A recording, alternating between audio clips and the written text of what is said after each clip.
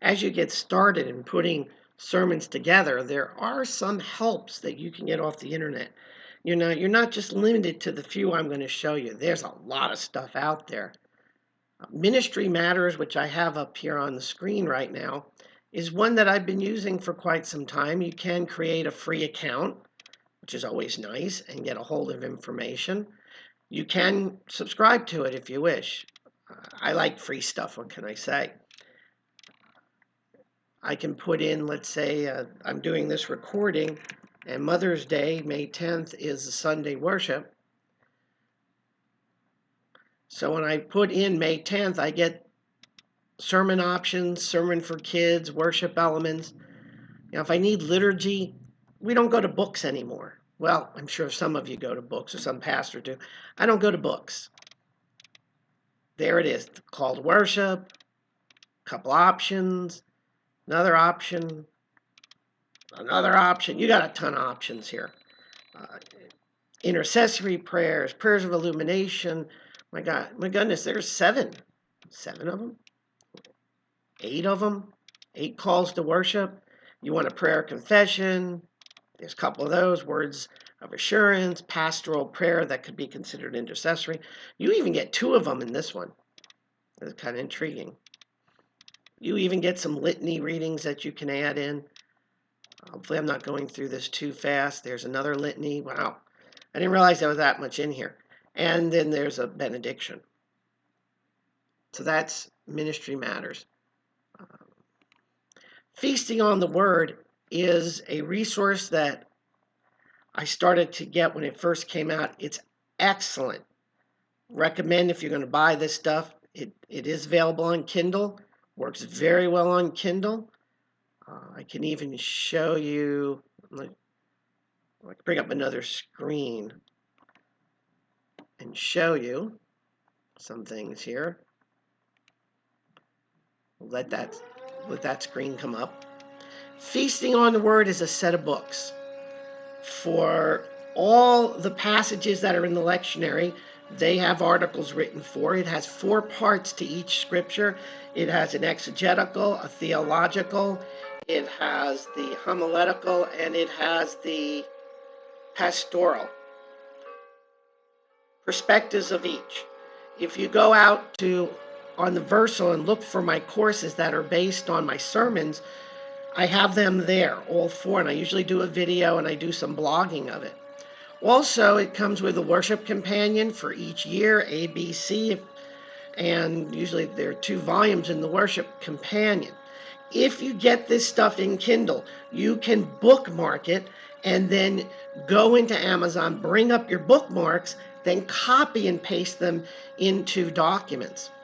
Feasting on the Gospels is an expansion of all the gospel passages, actually quite good. I did get the children's sermon one. Can't tell you that one's so great as much. I let my wife take care of the children's sermons. There are extra articles you can buy for like $15. And these meditations on feasting on the Word. I love these. I create meditation sheets for the folks in my church because it's going to deal with the Sunday coming up. If I'm using lectionary, it works. What you have to do is try to tell Outlook not to put messages on your screen. That tells you I am filming all this in real time, not in a studio. Very good stuff. Sermons.com. What will you preach on Sunday? Again, you have to be careful. This one might charge. I haven't been on this site for a while, but you can look at this week's information. There's a whole bunch of stuff here for you. My guess is you may have to pay for some of this. Sermon Central is one that I looked at before. I can tell you it's here. I haven't done a whole lot with it in quite some time. There's probably, as you can see, more sermons. More than likely, you'll have to pay for some of this. The New Interpreter's Bible Commentary, 10 volume. This is academic. This came out when I was in seminary, so I'd say the very late 90s to the early 2000s. This is premier for academic work. I use it for Bible studies. time to time, I'll look something up in it that was mentioned in one of the Feasting on the Words or some other thing I was reading about a topic of a pasture. Very important, very good stuff. But again, academic. It's saying it's pre-order because they're coming out with it a second, I guess, in addition to get it on Kindle. It's a lot. It's heavy. It's very heavy books to carry around. Now, let's see if the other one is there.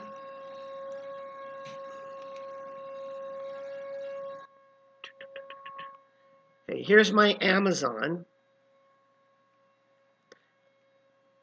Let me make it a little bit bigger for you. Notice up here, if you go to kindle.amazon.com and you're signed in, so you can see here I am, hello Mike, and click on your highlights. This will show you all the highlights that you've done of all the books, and it's in order of what you did last. So Feasting on the Word, I was doing some underlining, as I like to do. So if I want to grab this sentence, all I have to do is make a copy of it, bring up Word, and simply paste it in.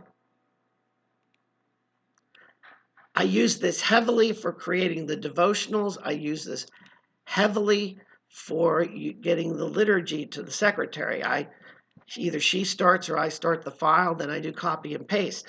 So you don't have to take your Kindle book and have to type everything in. You could do this, highlight it.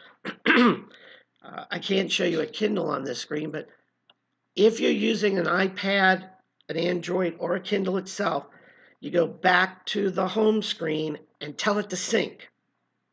If you do the highlighting and it hasn't sunk in the syncing, this won't happen. Do the sync, it'll be there. You can see I have a lot of highlighting.